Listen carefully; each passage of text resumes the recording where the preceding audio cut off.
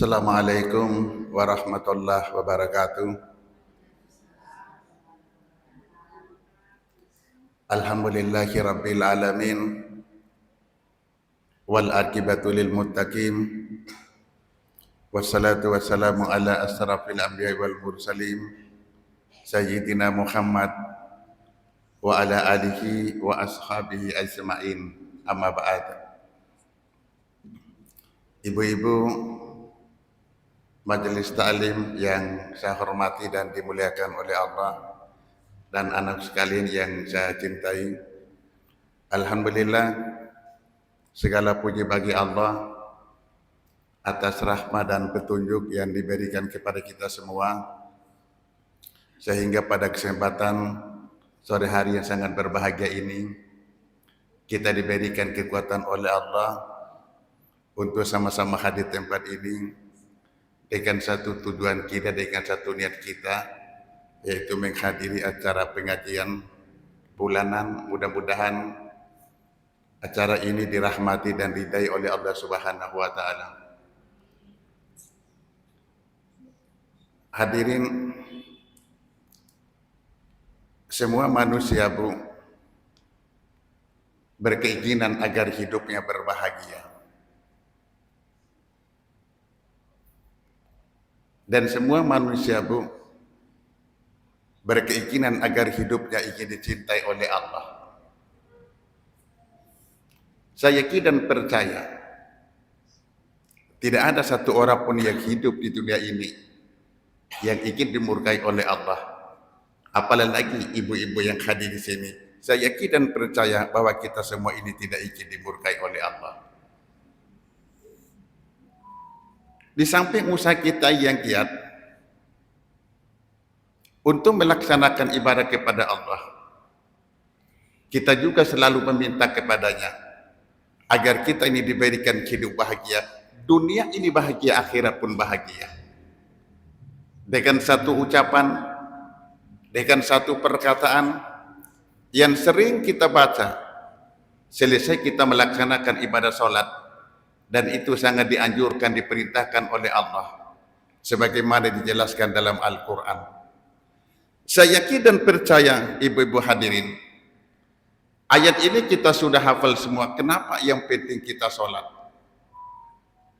Selesai kita melaksanakan ibadah sholat, kita wirid, bertasbih, berzikir, lalu berdoa kepada Allah.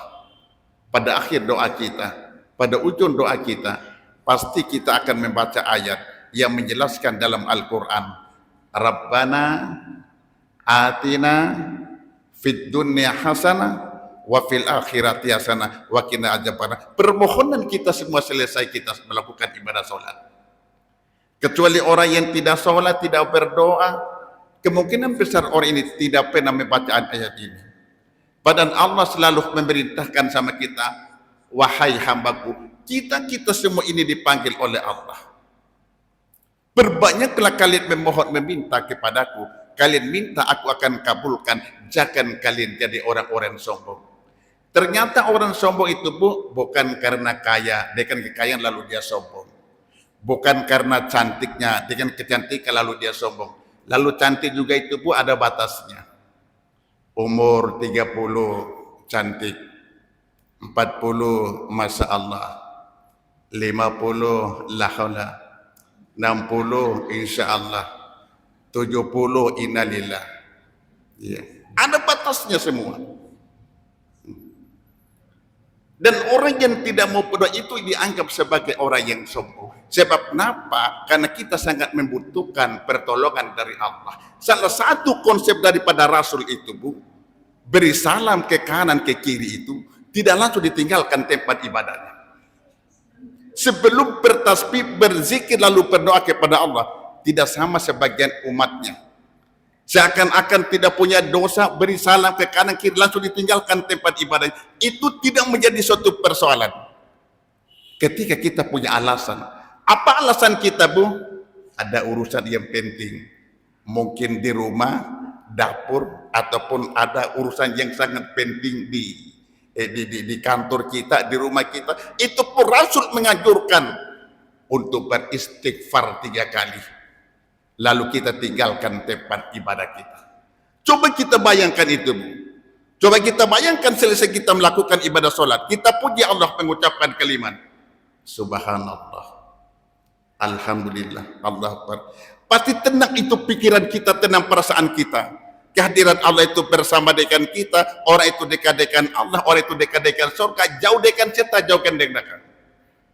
Masing-masing 33 kali.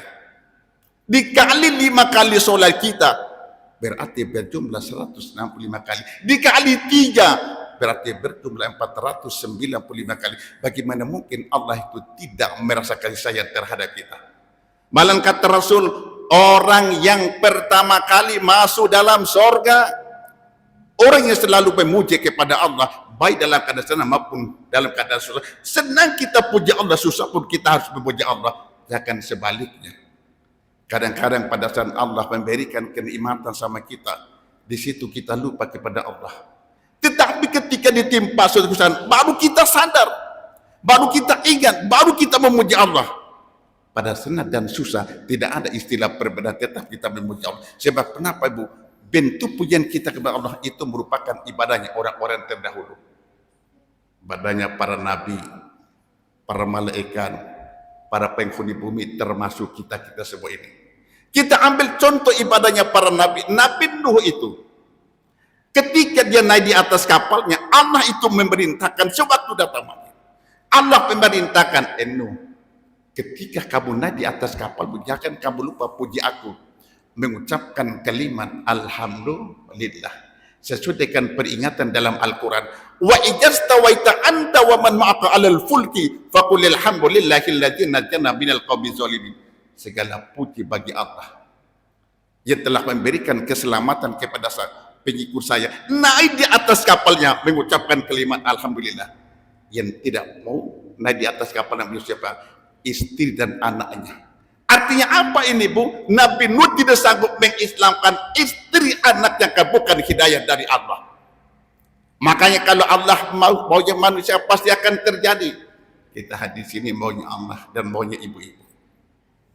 Kalau Allah mau tidak maunya manusia itu pun pasti akan terjadi. Salah satu contoh, Bu, kita tidak ingin hidup susah, kita tidak ingin hidup miskin. Tapi kalau Allah mau, siapa yang bisa menghalangi?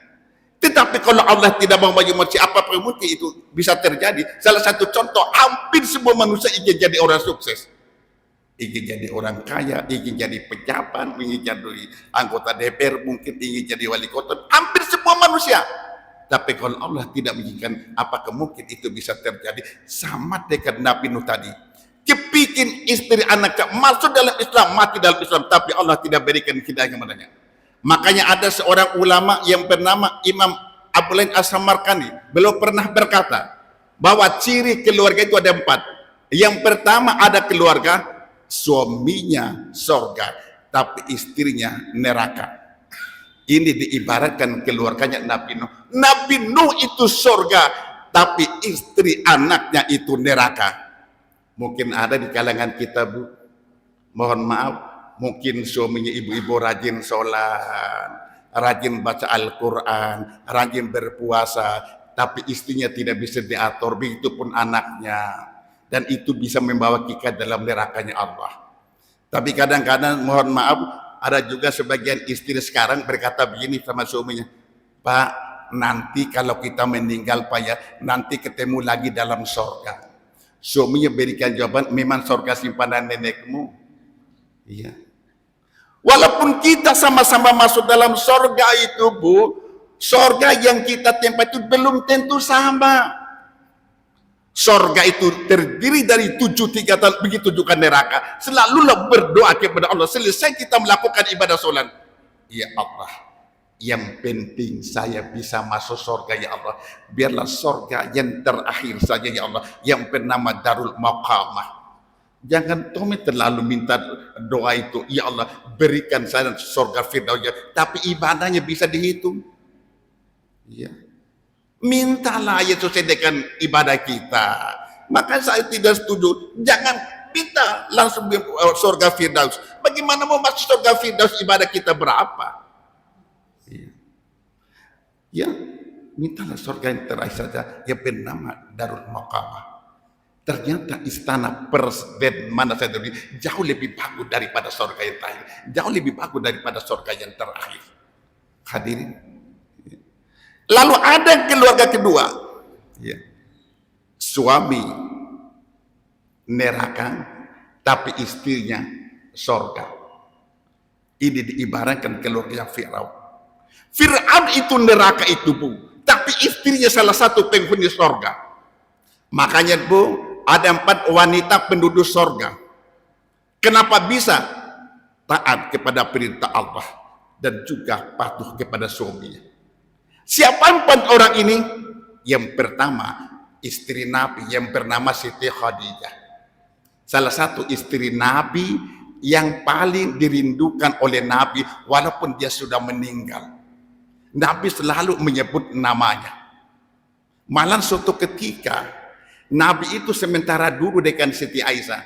Saya tanya dulu, Bu, kalau Siti Khadijah itu istri keberapanya Nabi? Bu, kalau Siti Khadijah istri keberapanya Nabi? Istri pertama. Nabi itu, Bu, begitu cinta itu kepada Siti Khadijah, itu waktu masih hidup Siti Khadijah, Nabi tidak pernah menikah. Nabi tidak pernah menikah. Lalu setelah meninggal Siti Khadijah, lalu istri Nabi di belakangnya berapa, Bu? 10. Ya, 10. Tapi istrinya itu adalah semuanya itu sudah, kalau istilahnya itu sudah menopause, ya. Ya. Termasuk istri keduanya. Istri kedua itu yang bernama Saudah. Malahan itu mohon maaf itu, Bu, masing-masing itu jatahnya Nabi itu masing-masing 1 malam. Cuman Siti Aisyah itu dapat jatah 2 malam. Kenapa jatah 2 malam itu dia, Bu? Karena dia masih muda, karena istri keduanya yang bernama Saudah ini dia berikan kepada Siti Aisyah. Karena kenapa? Karena dia tidak mampu lagi melayani, karena dia sudah menopause istilahnya. Akhirnya dia berikan kepada Siti Aisyah. Karena salah satu istri Nabi yang paling termuda adalah Siti Aisyah. Istri keberapa Siti Aisyah, Bu? Ya, istri yang ketiga. Ya. Ayo kita kembali. Begitu cintanya itu Nabi kepada Siti Khadijah. Suatu saat Nabi itu sementara duduk dengan Siti Aisyah. Tiba-tiba Nabi berkata begini, seandainya ada Siti Khadijah di Emeton kurasa. Tersinggung itu Siti Aisyah. Lalu dia akan berkata, ya Rasul, bukankah Siti Khadijah telah tiada? Bukankah Allah telah menggantikan lebih baik daripada Siti Khadijah itu? Ya, itulah aku. Lalu apa kata Rasul pada saat itu? Tenanglah istriku. Saya tidak mau menyinggung perasaan kamu. Tapi terus terang saja, saya tidak bisa bohongi kata hatiku. Kamu lebih baik daripada Siti Khadijah. Bayangkan, kamu lebih baik daripada Siti Khadijah. Padahal umur Khadijah dengan Nabi itu bertepatan berapa, Ibu? Umur Khadijah dengan Nabi beda usianya. Ayo, tidak ada yang tahu ya. Nabi itu menikah dalam usia 25 tahun. Sedangkan istri yang bernama Siti Khadijah usianya berapa? 40. Berarti beda 15 tahun. Tapi Nabi luar biasa begitu sayangnya kepada Siti Khadijah. Bahkan sewaktu meninggal itu Siti Khadijah, ayah Siti Khadijah berkata, Fatimah, bisakah kamu minta tolong? Apa itu? Coba mintalah serban itu ayahmu itu untuk saya, untuk menjadi pembungkusku nanti. Ayat didengar oleh Nabi, ya Khadijah, apakah kamu menyesal kamu menikah dengan aku? Tidak, aku bahagia. Karena seluruh harta bendamu dia serahkan kepada aku demi keperluan agama Allah. Separuh daripada kota Mekah itu, Bu, hartanya Siti Khadijah, tapi habis untuk memperjuangkan agama Allah. Ya. Akhirnya Siti Aisyah pada saat itu berkata kepada Nabi, berkata kepada Siti Aisyah, mohon maaf ya Aisyah, kamu lebih baik daripada Siti Khadijah.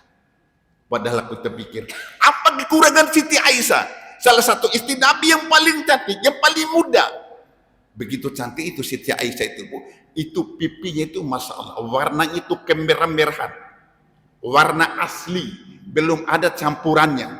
Saya ulang kembali, Bu, warna asli, belum ada campurannya. Tidak sama warna sebagian ibu-ibu sekarang. Sudah dipoles. Iya. Tapi kalau ibu-ibu berdandang untuk menggembirakan hati suami, itu dapat pahala itu. Saya itu, Bu, terus terang, kalau berdandang istriku untuk saya langsung dapat pahala gitu. Tapi kadang-kadang ibu-ibu sekarang kapan dia berdandang, kapan dia baru poles dirinya, ketika dia pengantin, cantiknya Masya Allah. Malah sebelum makin dia sudah berdandang memang Ki. Dia lupa ambil air wudhu. Mau sholat maghrib. Aduh, bagaimana caraku ini? Tayamum. Bagi tidak bisa tayamum Ki. Ada air. Iya. Sebentar dia selesai pula. Tidak bisa Ki. Jangan gara-gara pengantin Ki. Kita tidak mau ambil air wudhu. Ini nyata saya, Bu. Saya mohon maaf. Teman kantornya saya punya istri. Pada saat itu naik mobil saya ke Pangkep, baru sholat duhur itu di Maros. Kenapa kau sholat? Ustadz, maafkan aku. Saya, Ustadz, kenapa minta maaf sama saya? Biarlah aku sendiri yang tanggung dosa. Maksudnya, saya tidak mau sholat ini. Sebab kenapa? Kalau saya tidak ada air wudhu, lalu kalau saya ambil air wudhu, pasti hilang semua ini, kecantikan polis apa saja. Masya Allah, saya bilang. Gara-gara kepengantin, 2 waktu sholat dikorbankan. Duhur dengan asar. Hanya saya bilang sama istriku, jangan lagi suruh ikut mobilku. Jangan lagi suruh ikut mobilku. Daripada saya ikut berdosa. 2 waktu sholat, Bu. Dia tidak laksanakan sholat. Duhur dengan asar. Gara-gara apa? Gara-gara sudah cantik, tidak ada air wudhu, mau tayamum. Aduh, susah juga ini orang ya, saya bilang. Akhirnya sholat maghrib. Kebetulan sampai maghrib isya baru pula, itu kan jauh juga ya. Lama juga di pengantin. Sholat maghrib dia mulai sholat dengan sholat isya. Saya itu kan kalau tidak mau, kita singgah sholat isya dulu. Di rumah saja. Tidak. Sholat isya dulu. Belum tentu kita sampai di rumah itu adalah kita dapat sholat isya. Untung kalau kita dapat, kalau kita selamat. Ya. Kita perbaikilah ibadah kita, Bu. Dan tidak ada alasan kita beribadah. Apapun bentuk alasan kita, gak diterima oleh Allah Subhanahu wa Ta'ala. Sebab kenapa? Karena itu semua adalah sudah terdapat dalam 25 Nabi dan itu semua adalah sudah terdapat dalam 25 Nabi dan Rasul. Hadirin, lalu wanita ketiga yang masuk surga, Siti Maryam, ibu dari Nabi Isa. Salah satu wanita yang paling taat kepada perintah Allah. Bayangkan saya itu, Bu, ketika dia melakukan ibadah puasa itu, Siti Maryam itu, Bu, Masya Allah. 2 hari berpuasa, 2 hari tidak berpuasa, 2 hari berpuasa, 2 hari tidak berpuasa. Begitu taatnya, malah dia itu punya mihrab tersendiri. Ternyata mihrabnya itu, Bu, Masya Allah, memang ada tempat sholat khususnya. Kadang-kadang itu di mihrabnya itu datang itu pamannya, siapa yang bawa ini boba? Allah yang memberikan kepada saya. Ya. Salah satu wanita penghuni surga. Yang ketiga, yang kedua adalah putri Nabi yang bernama Siti Fatimah. Lalu yang keempat itulah istri Fir'aun. Apalagi kalau ibu-ibu gampang sekali masuk surga, Bu. Ketika seorang istri rajin sholat, rajin berpuasa, menjaga tempat tidurnya, selalu mendoakan suaminya, silakan pilih, Bu, pintu surga mana saja ingin masukin. Malah ketika seorang istri rajin sholat, lalu tidak mendoakan suami selesai sholat, maka sholatnya itu terkatu-katu antara langit dan bumi sebelum dia mendoakan suaminya. Pertanyaannya, Bu, pernah ke ibu-ibu doakan suami tak? Selalu tuh, Bu, alhamdulillah. Tapi kadang-kadang itu ada tamu ibu-ibu sekarang dia doakan suami ada waktunya. Kapan itu Ustaz? Tanggal 1 sampai tanggal 10. Tapi memang gitu Bu. Kalau memang apalagi kasih tahu memang itu suami yang pegawai ini jangan. Kalau memang sudah terima memang honor, gak kasih ke semua. Memang uangnya ibu-ibu. Uang istri adalah uang istri, uang suami adalah uang istri. Maka seluruh pendapatan suami adalah untuk istri. Makanya saya itu seluruh pendapatan kasih sama istri. Tapi kapan saya butuh saya minta kembali. Di situ juga adalah suami itu memerlukan kesabaran. Sebab kenapa kalau sudah masuk dompet istri, ada susah sekali keluar itu. Susah sekali keluar. Hadirin, tapi saya punya istri bagus juga lihat Bu. Kalau saya pergi ceramah semacam ini bukan saya puji. Kalau saya pergi ceramah itu diantar sampai di pintu itu. Pergi pasar doakan, malah dipukul bahuku. Berbicara saya doakan, mudah-mudahan Bapak selama dalam perjalanan lalu Bapak kembali seperti Bapak pergi ini. Enatum kurasa. Kalau pulang ke ceramah, dengar suara kendaraan, aku cepat sekali buka pintu. Kalau aku tanya ibu, kalau saya pergi ceramah, kenapa cepat sekali buka pintu? Apa jawaban? Ada Tom, kutunggu Pak. Apa? Ada Tom ini. Oh dasar mata duitan. Hadirin. Ya. Lalu ada keluarga ketiga. Suami neraka, istri neraka, anak neraka. Ini keluarga bahlul ini. Ini keluarga tidak perlu kita ikuti. Suami istri tidak pernah beribadah. Ada Tom itu rumah tangga, suami istri tidak pernah beribadah. Lebih-lebih anaknya. Apa kita mengharapkan keluarga semacam ini Bu? Padahal kalau kita pikir kehidupannya masalah luar biasa, serba super. Rumahnya lantai 2, lantai 3. Iya. Rumahnya lantai 2, lantai 3. Malah kehidupannya itu serba super. Di luar rumah ada super Kijan 2-3. Di dalam rumah dipakai super keramis. Sampai di dapur yang dimakan super mie. Tapi tidak pernah beribadah kepada Allah.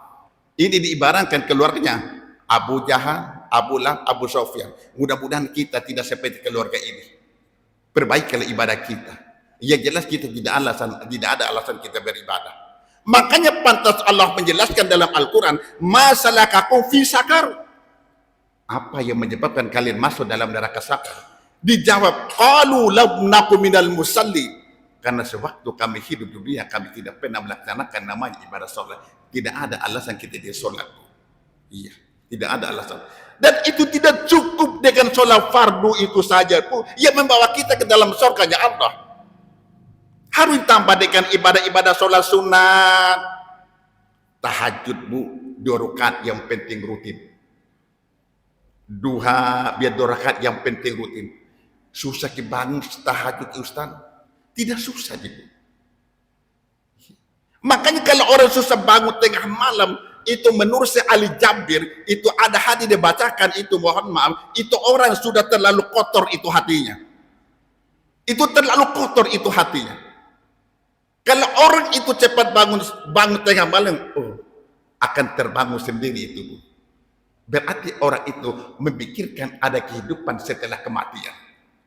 Hadirin, kalau ingin cepat bangun itu Bu, kalau ingin cepat bangun tengah malam, pertama, Nabi pernah berkata kepada Siti Aisyah, Aisyah, sebelum kamu tidur, khatam dulu Al-Quran. Aisyah itu bingung, ya Rasul, apakah mungkin saya mampu menghatamkan Al-Quran 30 juz ya Rasul? Waktunya sangat singkat. Tersenyum itu Nabi. Al-Ikhlas 3 kali. Al-Falah, An-Nas masing-masing 1 kali. Tutup Ayatul Kursi. Niatkan dalam tidurmu, niatkan sebelum tidur. Ya Allah, bangunkan saya jam 3 insya Allah kan. Dan juga tidur kita tidak akan diganggu oleh setan. Tidak akan terganggu oleh setan. Kalau bisa juga itu Bu, sebelum kita tidur, silakan ambil dulu air wudhu. Silakan ambil dulu air wudhu. Ya. Lalu yang kedua itu Bu, kalau kita ingin cepat bangun, cepat tidur. Cepat tidur. Tapi ada tuh sekali susah Ustaz cepat kita tidur. Kenapa? Ada. Banyak sekali urusanku. Nonton ke dulu. Tapi sekarang televisi sekarang kan kurang laku lagi Bu ya. Iya, karena adanya ini. Kalau dulu tuh waktu saya kan sering ceramah malam, kadang-kadang itu sepulang ceramah takjil itu istriku masih nonton. Bisa itu nonton itu Bu.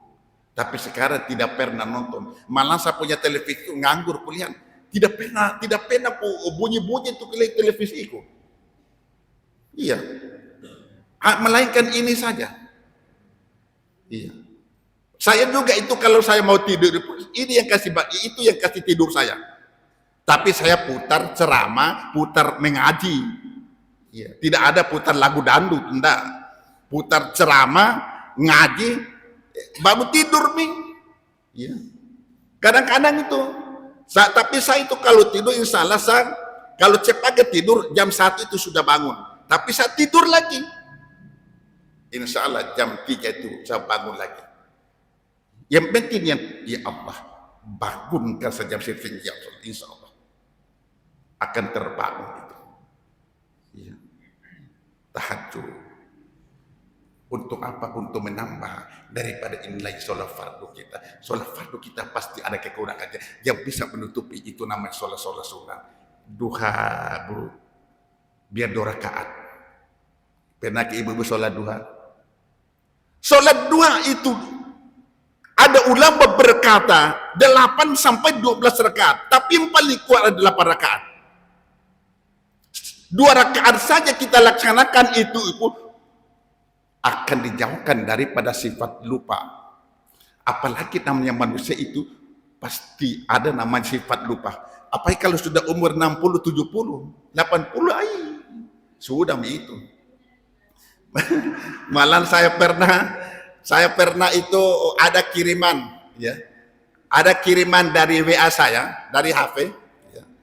Ada seorang kakek dengan nenek. Ini kakek, dia panggil istri itu sayang, bikin dulu kopi.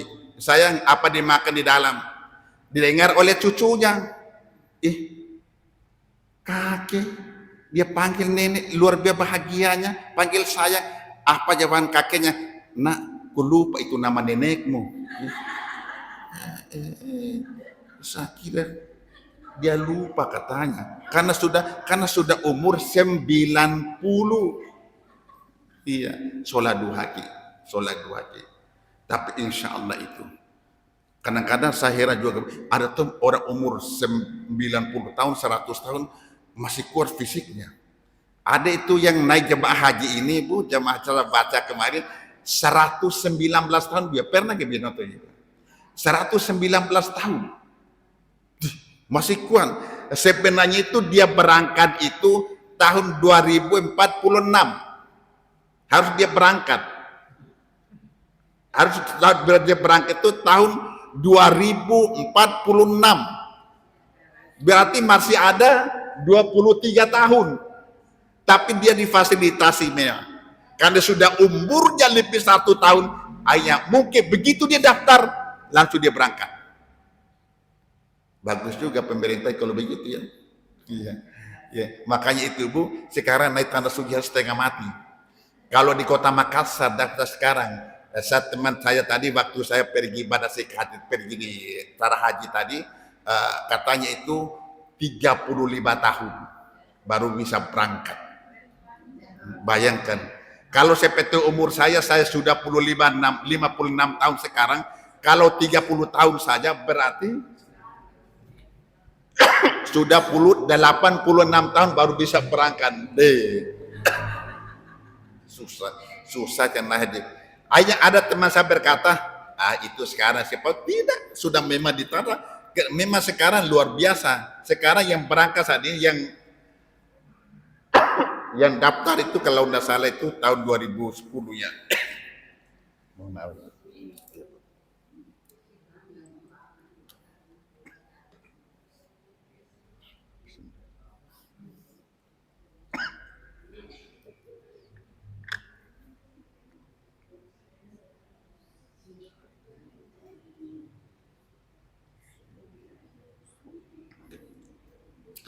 Ibu-ibu hadirin yang saya hormati, sedangkan travel saja sekarang Bu, travel saja sekarang paling cepat 4 tahun, paling cepat 4 tahun. Kalau mau pergi cepat itu, apalagi bukan apalagi visa ziarah ataupun non kota, tapi bayarannya deh. Kalau ibu-ibu di sini mungkin mampu ya, 350 juta itu bayarannya. Itu non kota. Begitu daftar langsung berangkat. Tapi saya punya, kalau ada saya punya keluarga, saya tidak suruh berangkat. Dia namanya non kota, iya. Saya pernah saksikan sendiri, oh begini pada non kota ya, tidak perlu saya ceritakan. Iya, tunggu saja. Lebih baik kalau memang punya uang, daftar aja plus yang tunggu 5 tahun itu tidak apa-apa. Tapi kalau model-model ibu-ibu kalau daftar sekarang untuk reguler, saya ragu-ragu ya. Walaupun kan Rasul menjelaskan umur itu kan tidak ditahu, tapi yang jelas itu umur umatku kata Rasul itu 60 sampai dengan 70 tahun. Ada yang di atas 70 tahun, tapi tidak seberapa. Iya, tidak seberapa. Ya, ayo kita kembali. Lalu ada keluarga keempat itu Bu, suami sorga, istri sorga, anak sorga. Oh ini keluarga bahagia ini. Ini diibaratkan keluarganya Nabi Ibrahim. Pantaslah Allah menjelaskan kepada Nabi ta, summa auhayna ilaika anittabi' millata Ibrahim hanifa wa ma kana minal musyrikin. Muhammad, ikutilah agama Nabi Ibrahim. Agama Nabi Ibrahim itu agama yang hanif, itu lurus. Wa ma kana minal musyrikin. Dia itu adalah bukan termasuk daripada orang musyrik. Dari seluruh apa yang telah diperintahkan oleh Allah, Nabi Ibrahim siap untuk laksanakannya. Tidak ada istilah kata bantah. Allah memerintahkan kepada Nabi Ibrahim untuk tinggalkan istri dan anaknya, di mana pada saat itu tempat belum ada penghuninya. Nabi Ibrahim siap untuk laksanakannya. Allah memerintahkan kepada Nabi Ibrahim untuk berkhitan dalam usia tua. Itu Nabi Ibrahim itu Bu, berkhitan disunat, kalau istilah bahasa kita sekarang itu usianya 70 tahun. Nabi Ibrahim siap untuk laksanakannya. Tidak ada istilah kata bantah. Dan perintah yang paling berat, tapi Nabi Ibrahim tetap untuk laksanakannya, untuk mengorbankan, untuk menyembelih anak saya yang bernama Ismail. Apakah Nabi Ibrahim itu menolak? Dia tetap laksanakannya. Ya. Kenapa Nabi Ibrahim itu ingin mengorbankan anak saya yang bernama Ismail? Karena dia telah mengorbankan sebanyak 1000 ekor kambing dan 300 ekor unta. Malaikat Jibril itu kagum dan berkata, Ibrahim, luar biasa kamu, sangat dermawan sekali ya. Bayangkan kamu telah mengorbankan sebanyak 1000 ekor kambing dan 300 ekor unta. Apa jawaban Nabi Ibrahim pada saat itu? Apa yang aku lakukan ini belum merupakan apa-apa demi Allah.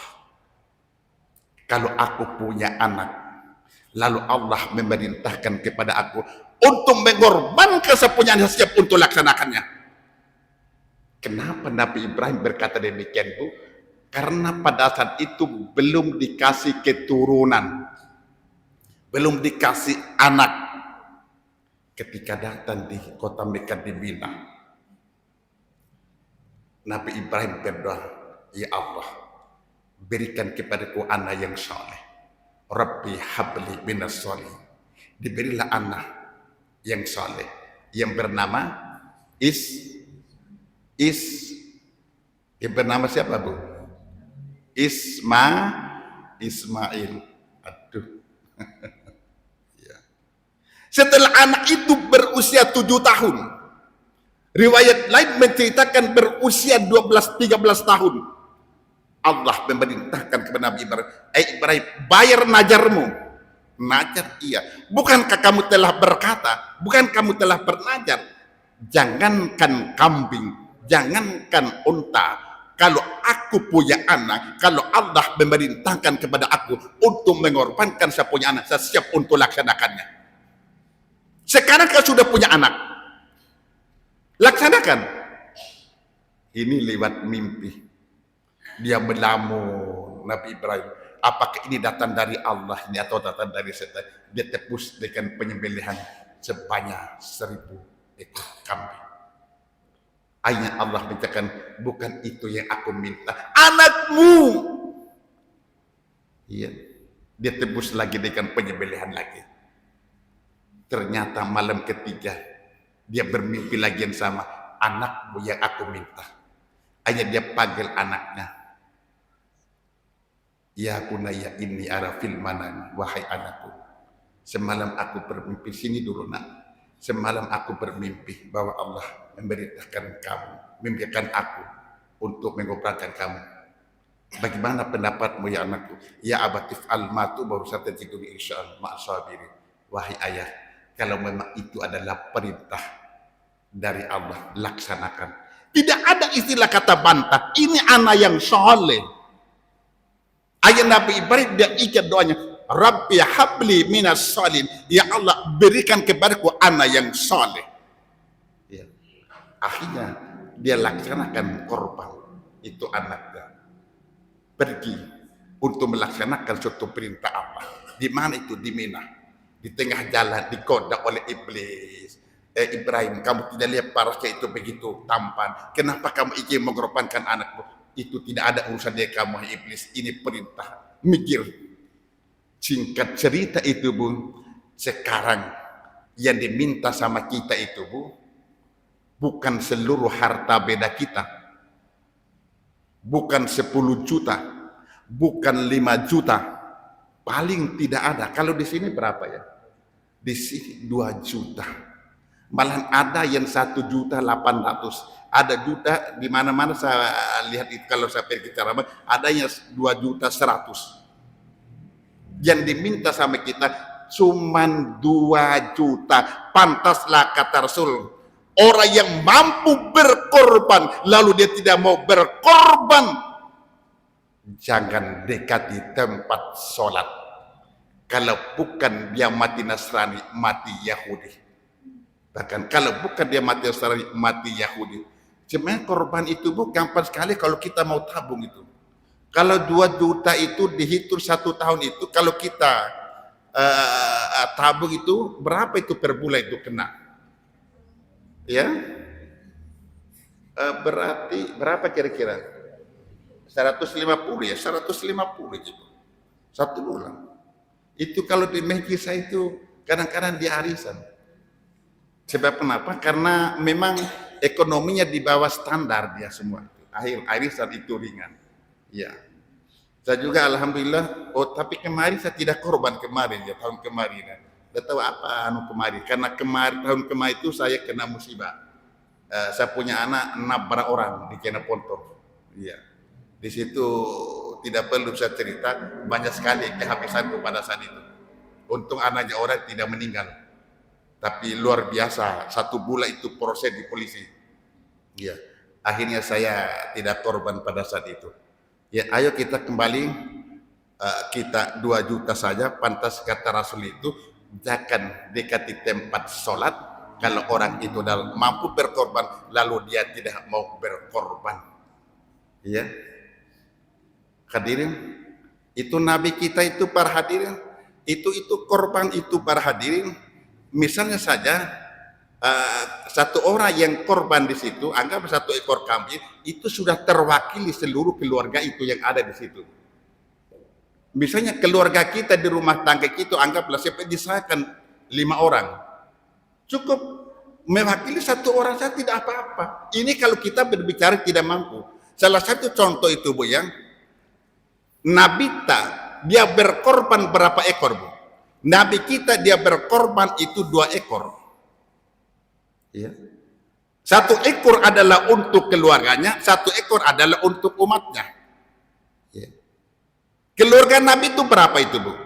Anaknya anak Nabi berapa orang? Anak Nabi tujuh orang. Lalu ditambah istrinya 11 orang. Berarti sudah 18. Ditambah Nabi berarti 19. Hanya 1 ekor kambing. 1 ekor kambing. Artinya kalau kita berbicara tidak mampu. Kalau kita berbicara mampu, biar berapa ekor pun tidak menjadi suatu persoalan. Tidak menjadi suatu persoalan. Lalu kurban Nabi itu 1 ekor adalah untuk umatnya. Makanya yang tidak mampu untuk berkorban itu jangan berkecil hati. Jangan berkecil hati.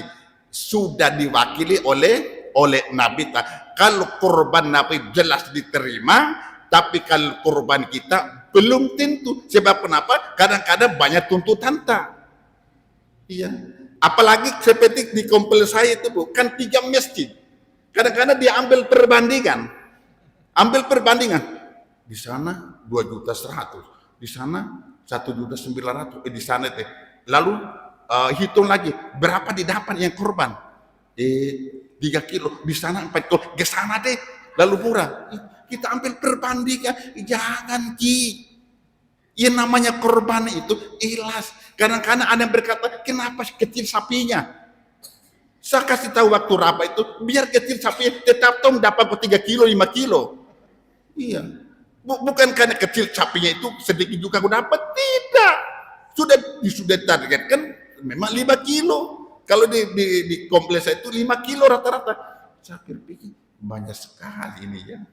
Malah sama kurangi 3 kilo sudah tidak bisa terlanjur. Mulai dari tahun kemarin, tahun dulu sudah lama, tidak mungkin dikurangi lagi. Sudah begitu memang aturannya. Aduh, saya bilang, akhirnya istriku juga ikut-ikutan. Biar tambah banyak, tambah bagus. Dasar. Ya, ayo kita kembali Ibu ya. Kita ikhlaskan. Makanya saya ulang kembali, korbannya Nabi itu insya Allah akan diterima. Kalau korban kita mudah-mudahan diterima juga. Lalu yang terakhir itu Bu, Nabi Ibrahim, korbannya berapa itu Bu? 1 ekor kibas. Berapa keluarga Nabi Ibrahim itu Bu? Keseluruhannya.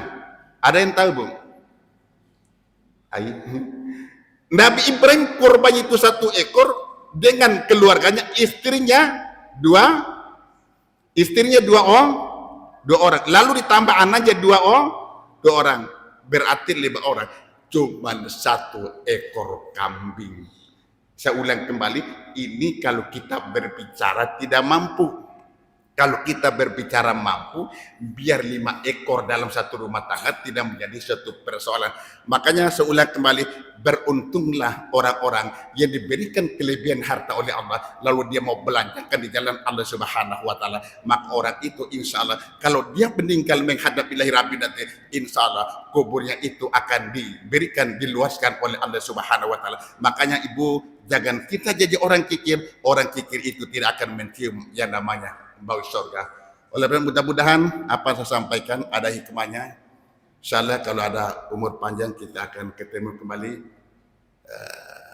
Itu pun kalau diundang.